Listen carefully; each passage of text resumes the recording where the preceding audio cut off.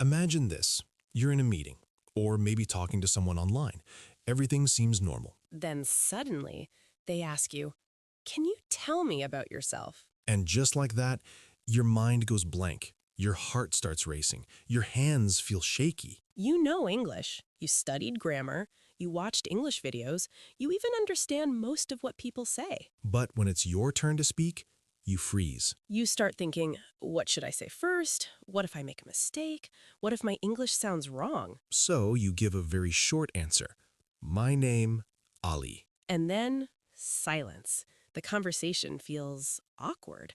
You wish you could say more, but you don't know how. If this has ever happened to you, don't worry. You are not alone. Millions of English learners face this exact fear. And the truth is, it's not your English that's the problem. The real problem is that no one ever showed you a simple, step-by-step way to talk about yourself naturally. But today, we're going to fix that. By the end of this video, you'll know exactly what to say when someone asks you, Tell me about yourself. step by step, using simple sentences, no complicated grammar. No difficult vocabulary, just real English that people actually use in everyday conversations. First, let's start with the most important thing, your name. Imagine meeting someone for the first time, maybe at work, maybe at school, or online. Most conversations begin with a greeting, something simple, something friendly. For example, I might say, "Hi, my name is Emma. Nice to meet you." And I might reply, "Hi, Emma. I'm Alex. Nice to meet you too." That's it,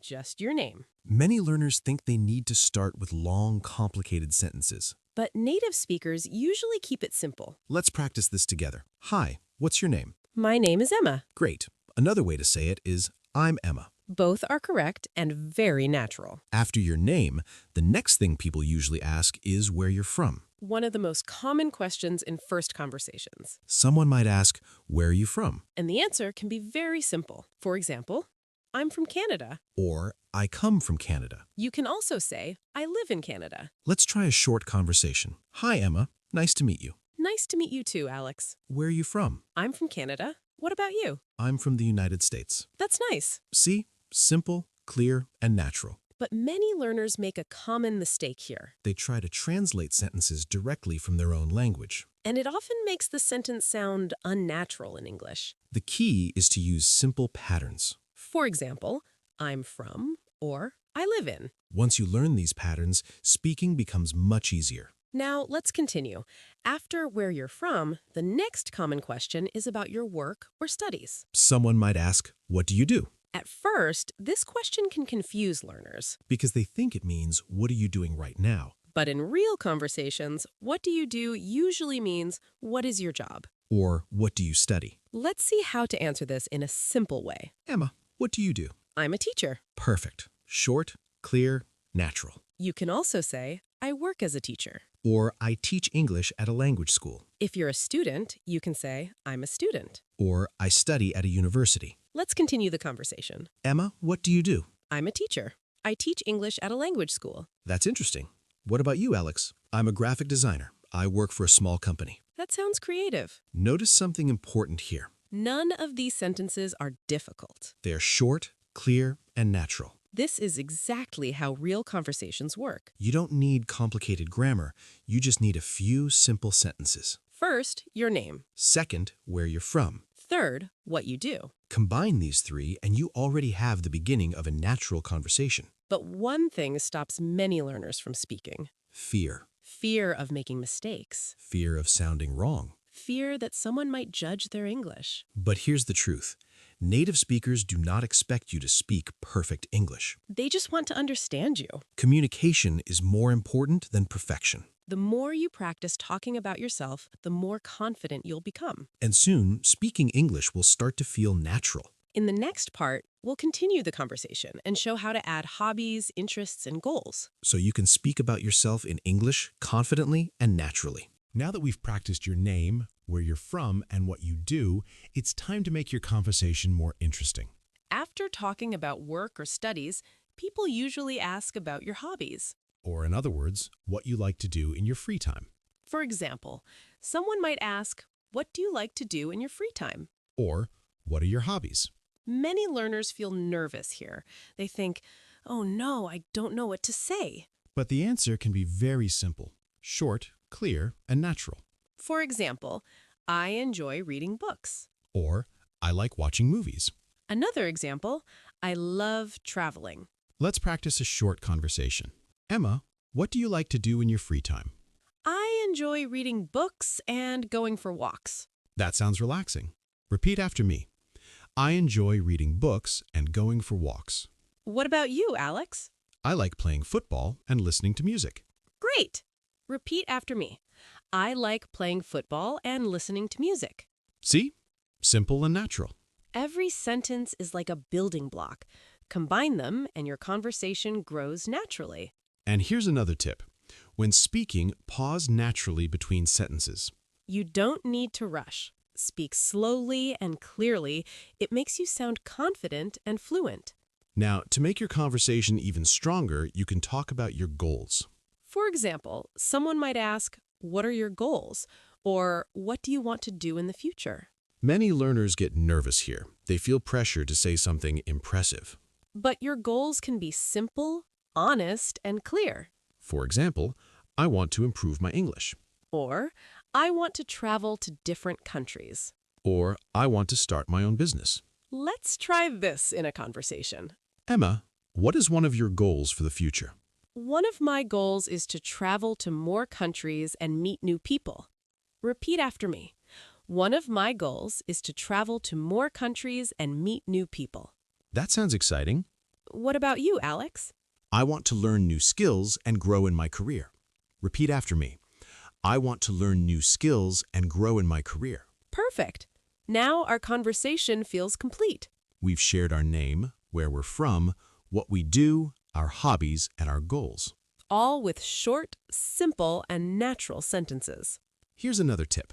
Connect sentences naturally using and or also. For example, I'm a teacher and I enjoy reading books. Or, I live in Canada and I like traveling. This makes your conversation sound fluent without complicated grammar. And don't forget, mistakes are okay. Native speakers don't expect perfect English. Communication is more important than perfection. Every time you practice, your confidence grows. Repeat after me. Talking about yourself in English can be easy. Soon, it will feel completely natural. Now, let's try a longer conversation, connecting everything we've learned. Ready? Yes. Hi, Emma. Nice to meet you. Nice to meet you too, Alex. Where are you from? I'm from Canada. What about you? I'm from the United States. That's nice. What do you do? I'm a teacher. I teach English at a language school. That's interesting. What do you like to do in your free time? I like playing football and listening to music. That sounds fun. What is one of your goals for the future? One of my goals is to travel to more countries and meet new people. That's amazing. I want to learn new skills and grow in my career. See? That's a complete conversation using short, simple sentences. And the best part? Anyone can practice this, even if their English isn't perfect. Just start small, use short sentences, and connect them naturally. Slowly, your confidence will grow. And next, we'll show you how to answer tricky follow-up questions confidently, even if you feel nervous. After that, you'll be able to introduce yourself in any situation and keep the conversation going naturally. Welcome to the final part. Now that you know how to talk about your name, where you're from, your work, hobbies, and goals, It's time to handle tricky follow-up questions that often make learners nervous. for example, someone might ask, why do you like your hobby? Or why did you choose your job? Many learners freeze here. They worry their answer must be perfect. But here's the truth. Short and honest answers work perfectly. Let's see how. Alex, why do you like reading books? I like reading books because it helps me learn new things. Repeat after me. I like reading books because it helps me learn new things. Simple, clear, and natural. Another example. Alex, why did you choose your job as a graphic designer? I chose my job because I love creating designs and helping people communicate ideas visually. Repeat after me.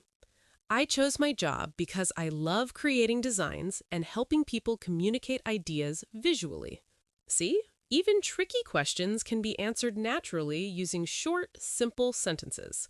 Another tip, use connecting words to sound fluent. Words like and, also, because, but then. For example, I enjoy traveling because it helps me meet new people and learn about different cultures.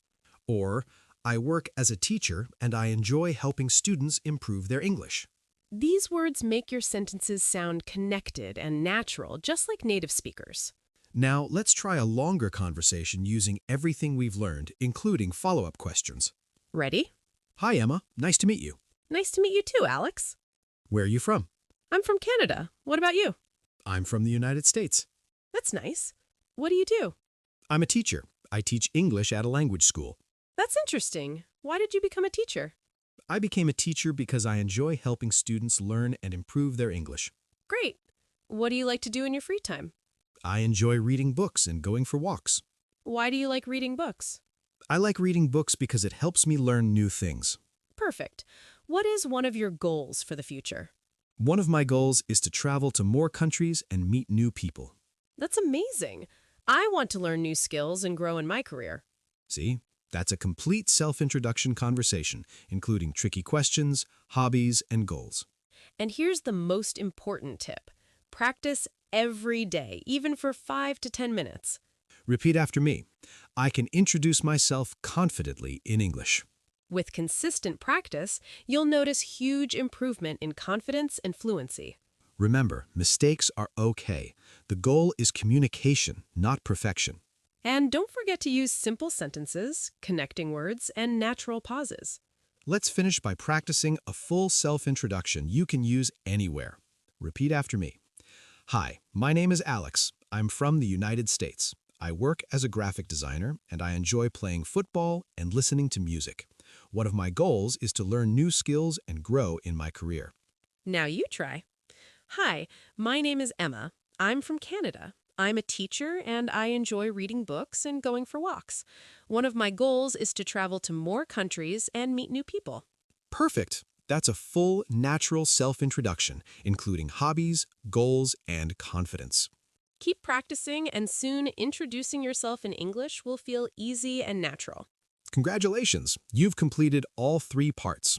Now you're ready to talk about yourself confidently in any real-life situation. Remember, the more you practice, the better you get. And every time you speak, your confidence grows. So keep speaking, keep practicing, and soon, English will feel natural.